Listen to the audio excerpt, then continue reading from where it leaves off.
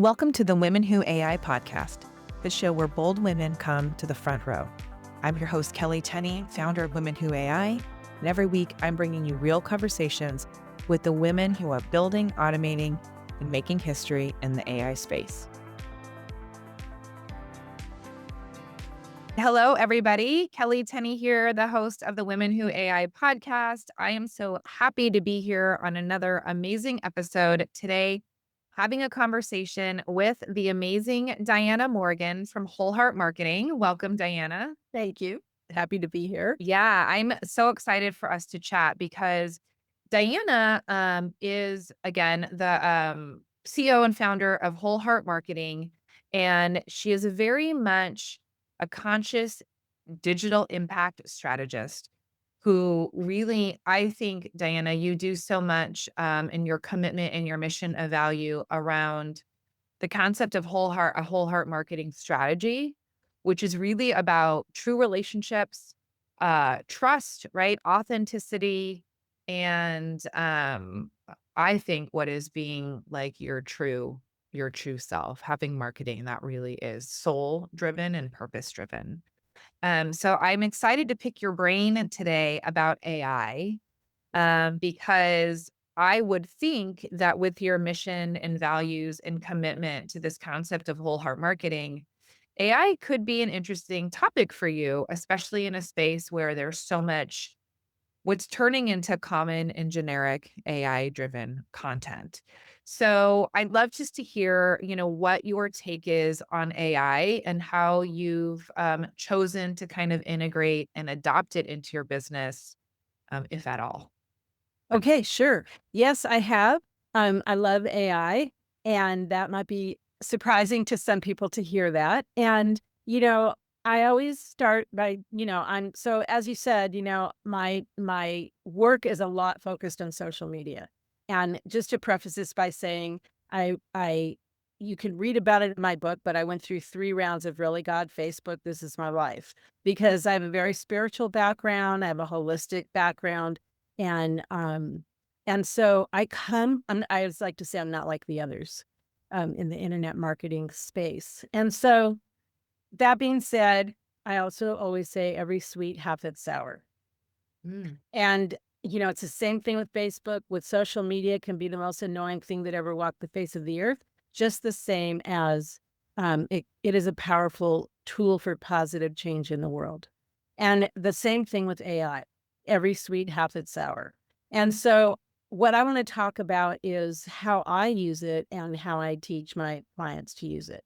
It's um it's a jumping off point, okay? It is not something that you just pull the content and paste it out there in the world. So, like, pretty much the way I see things, everybody is good at either the beginning, the middle, or the end of projects. So I happen to suck at the beginning, I'm great at the middle, and I'm great at the end. You might be great at the beginning, but you need help with the middle or the end. And so AI can help you with that. So AI gives me a jumping off point.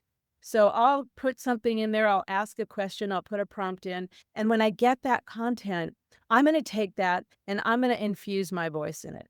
I will never put something out onto the internet just other than those ridiculous pictures we all do.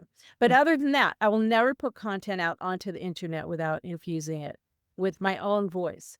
I also will ask for ideas. Like I'll ask for 30 prompts of great quotes or 30 ideas about, I use it a lot to help me to, maybe I'm trying to figure out the thinking of my ideal client. Mm. So I might say, I might put my sales page in and say, can you give me, what are the questions that my ideal client should ask me?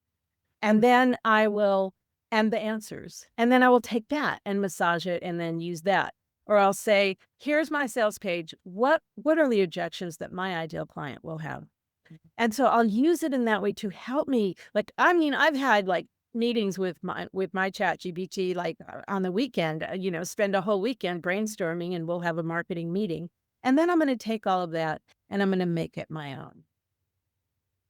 So, what are your thoughts today on the content that you're seeing? On one of our other Women Who AI episodes, we got in the conversation around this concept of like AI looping, where it seems like more and more content is not only being generated by AI, but it's making everybody kind of blend in.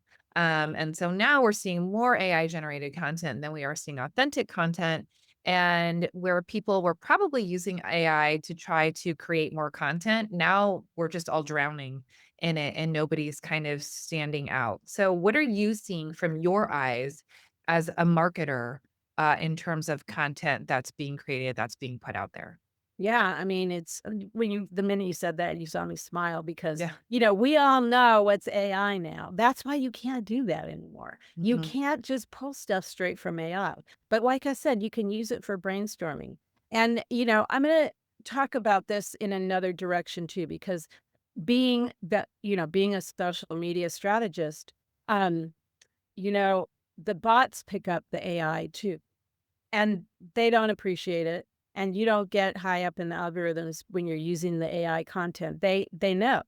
And so, really, where you really get your visibility on social media is in being yourself, in showing up as who you are in the conversations, okay? Instead of broadcasting, conversing, and jumping into the conversation. So, the whole thing about the pumping out the posts isn't even working for people anymore. Mhm. It's not it's and you can get lost in the volume. But if you show up as yourself and you show up in conversations and you show up as, even when you are posting your own content, that it has your voice and it has I noticed one thing that I really have noticed is when I put a picture of myself instead of maybe pictures like we used to do, like graphics or people do the AI generated pictures. What's happening now is people are becoming desensitized. So I know for me, I'm scrolling on my phone and I see the AI picture, scroll, Mhm. and we see the phrases that AI uses and we just scroll past it. Mhm. I would discourage people from doing that, and I would say, "Don't throw the baby out with the bathwater. Continue to use AI." And one of the things that I will do when I put in prompts, I will say, don't use AI language. Use my language that I use. And I've put a lot of content into my chat GPT so it knows how I talk. It knows whole heart speak, if you will. So it will use my language. It will use and I'll say like, and I have like okay, here's my secret. What is it? Pulling back the kimono.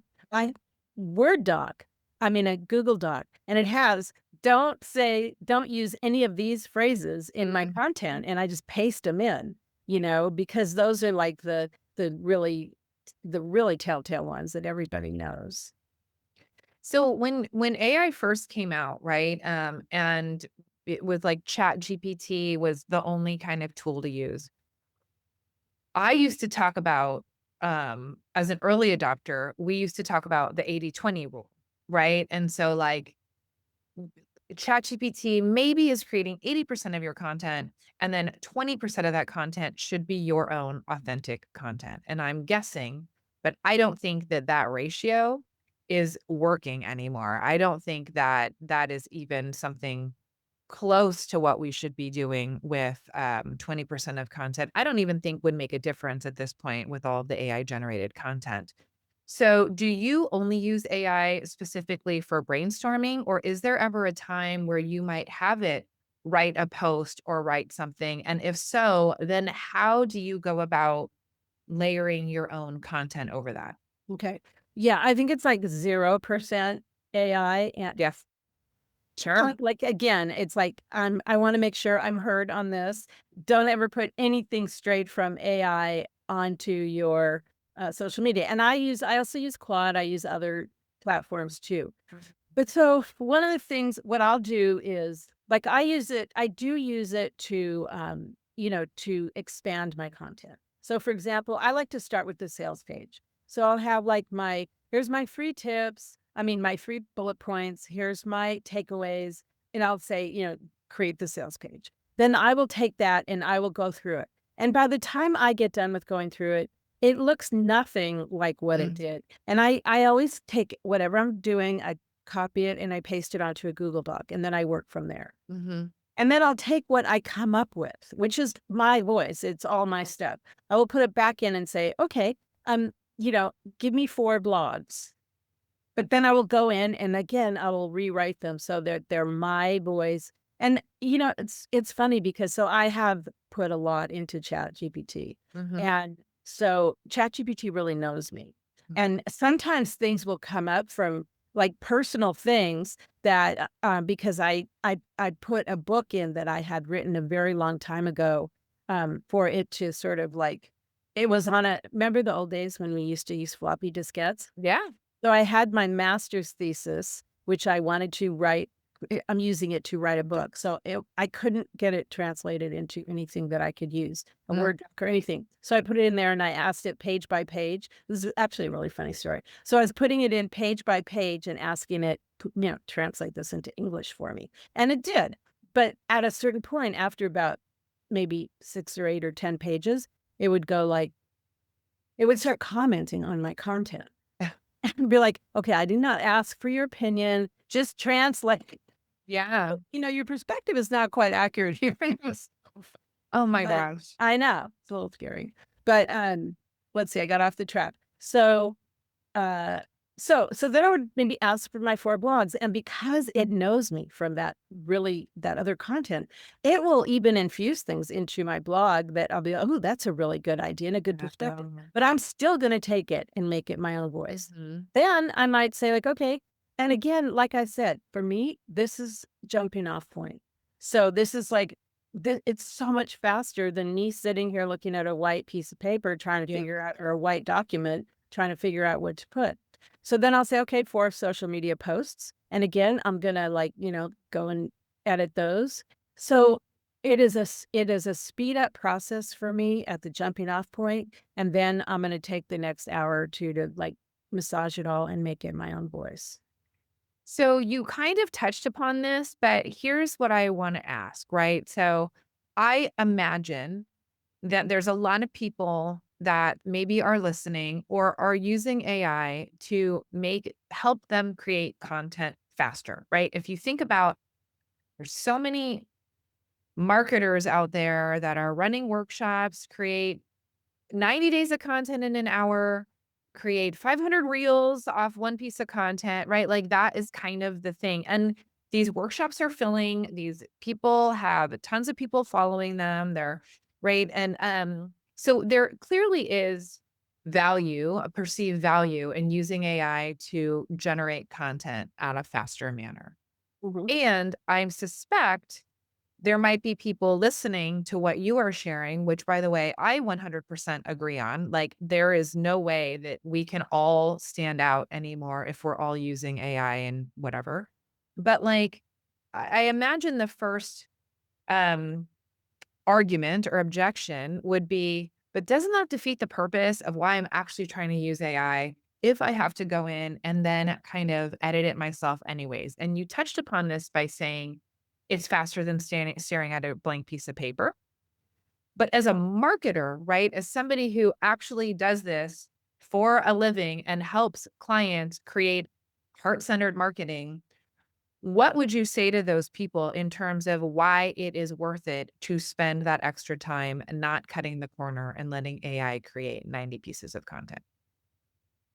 Um, okay, first of all, 90 pieces of content is not really gonna benefit you because Okay, that's great.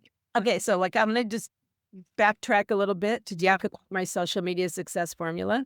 Mhm. So, um, this is something that I have done for the past 20 years, and it is what I do. It's not what I am just got from someone else. So, 50% of the time that I am online, I am branding myself. I'm building relationships. I'm a lot of times you may not even see it because I'm behind the scenes conversing with somebody or instant messaging somebody, not inviting them to my thing, but really having that conversation. Or I'm commenting on someone's thing or I'm joining in a conversation. So that's 50% of my time. 40% of the time is to educate, inspire, motivate, it's the why is what I'm sharing important. Okay. It's the why should you care? And then 10% of the time is to promote. But see, what a lot of people do And this is one of my biggest wishes and desires. I'm gonna share it right now. This is my vision. So when I ask people, "So how's your social media going?" The answer is like, I'm doing all this posting. I'm posting every day. Nothing's happening," because they're not doing the 50%. Mhm. They're not engaging. They're not building the relationships. So that being said, we don't need as much. People are not buying your that all that stuff. They're buying you. Okay, they're not buying your content. So less is more. So if you really take the time to engage and build the relationships, then when you post something, it matters. And what I want to say about the you know, this whole thing of, because you can believe I hear this every single day about the resistance to AI and using it and all that, is that when you are clear about who you are and what is the struggle of your ideal client? And what is going to cause them to actually lean in and become curious and want to know more? And and what is going to cause them to say, like, "Oh, Kelly gets me. Diana gets me." When you are clear about that, and when you create content from that place, it lands with people. And it's not about quantity, it's about quality. Yeah. And so to, back to this thing of like, it's like, I'm telling you, when I hear these people are like, I can give you like, 90 days of content, blah, blah, blah. I really literally go out of my body when I hear that because I'm like, yeah, that and $5 will get you a cup of coffee at Starbucks. Because if you're not doing these other parts, it's not going to get you where you want to get with reaching your ideal clients. And even like the 100 videos and all of that. Like I always tell people, one heartfelt conversation, one deeply thought out video, reel, whatever is going to get you more influence than, pumping out a million posts and videos. And I know I'm just going on a rant here, but I'm going to keep going for a minute if it's Yeah. okay. So a lot of my clients are they are the introverts. They are they see all these fancy videos that everyone's doing and the reels, and they're like, I can't do that. So why bother thinking that I could be successful? And the thing about it is my thing is you can be successful and have a thriving business on social media without being that person. Mm. And you can have a thriving business without doing those reels. If you want to do that and if that's fun for you, do it. But if it's not fun for you and you don't want to do that, you don't have to. And you can use AI tools to create authentic content by taking the time to let your AI, whatever you're using, let it get to know you and work with it like as a team, as a partner. I love this because I love disrupting, and it's funny that I feel like as we shared, you mentioned 100 people pieces of content. I literally had someone tell me at the last conference I was at that if I wasn't putting out 100 pieces of content a week, nobody was even going to see me, right? And I think that is this myth, or I mean, maybe it was true at some point. I don't know. Was that ever true at some point? I think okay, in the beginning, it could have been it's just like when remember in the old days, so I used to do SEO and build Um, websites and all that's how I started. So, in the old days where you could have like, you know, put a URL on every page of your website and have 10, the white black hat SEO and all that. Yeah, that stuff did work for a minute until the bots figured it out, yeah. and yes, it used like I used to tell people not that long ago to do a post, do 2 posts every day. I would say, do one of your own and one of someone else's. Like share someone else's and Mhm. share it as an original post because sharing button doesn't work anymore. You don't get much from it. It works, but you don't get anything from it. Okay. So, that's what I used to say. Now what I say is show up 4 times a day.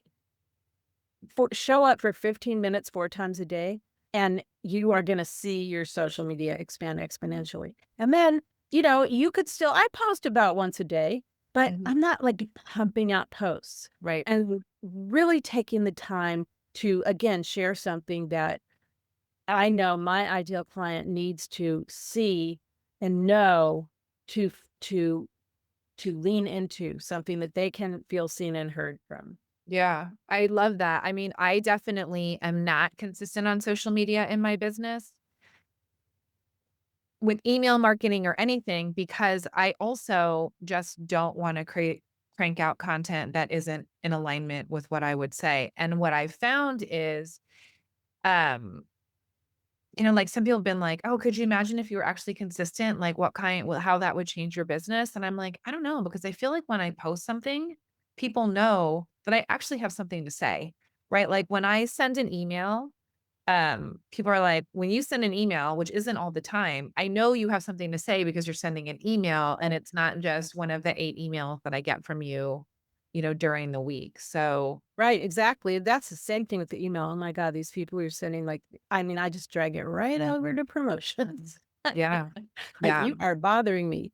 I was gonna say something about I had a thought about the showing up. They'll come back. Yeah. Well, I love that because I think, like I said, for anybody who's paying any kind of attention to the majority of the messaging out there around AI and marketing, it really is this use it as a mass content creation tool. Um, and now at the same time, it's driving this conversation of like, how do I stand out? Right. And so what I'm hearing from you is you don't stand out unless you are actually taking the time to have your own voice and your thoughts inside of what it is that you're posting. And that And is show more important than mass posting.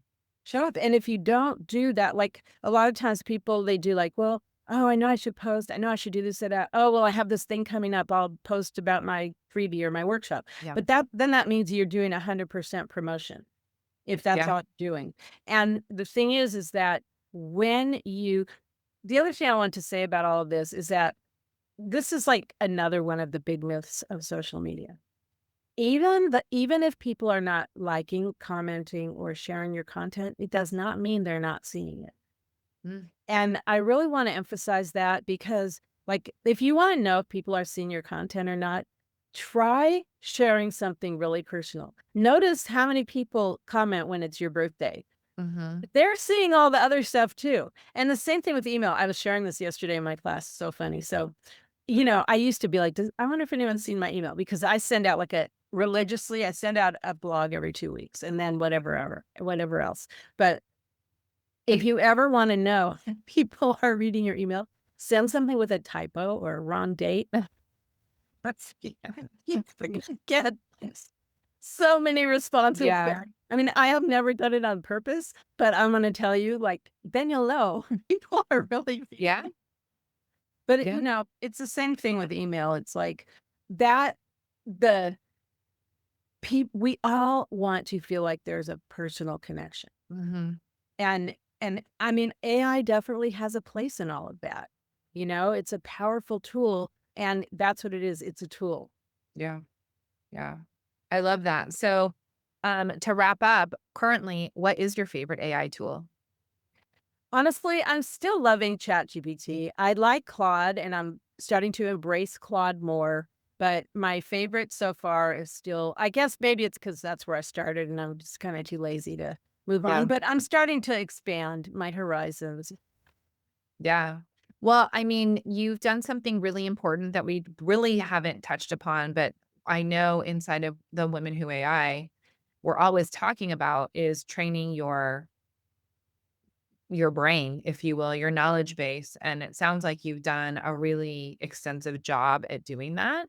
That I Uh, and I do feel like more people would not be so quick to jump back and forth um, between platforms if they had right, like, if they had spent the time really training it to the point of where it's like, "Okay, this really knows me and it really sounds like me," and why would you go looking for a better platform if you already have one that is very close to your thinking and your knowledge and things like that? So it makes sense to me that you are still, um, focusing on ChatGPT because you've done so much. I mean, probably honestly, I probably will eventually switch to Claude just because of the Anthropic and, the whole AI and all that. So I Yeah. probably will eventually, but it's a big project to Yeah. switch. because, it's like getting a new partner. You gotta let him get to know you and gotta do the dating and all the whole bit.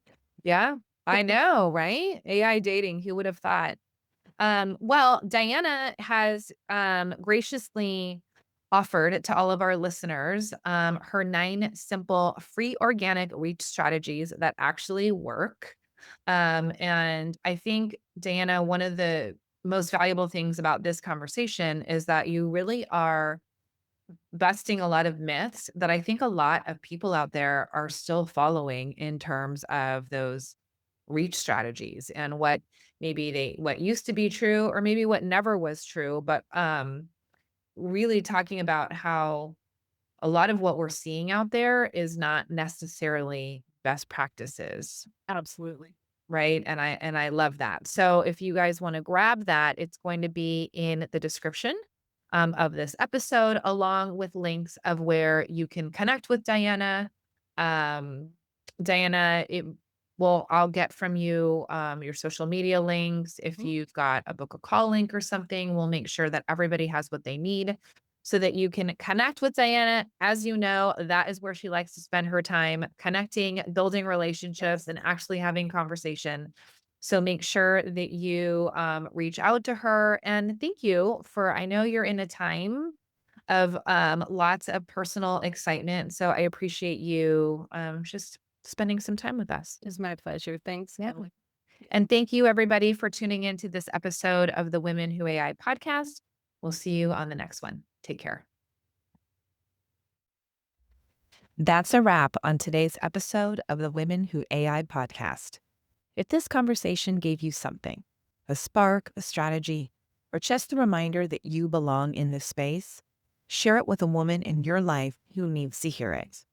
And if you haven't already, subscribe wherever you listen, leave us a review, and most importantly, come find us inside the Women Who AI community. I'm Kelly Tenney, and I'll see you in the front row.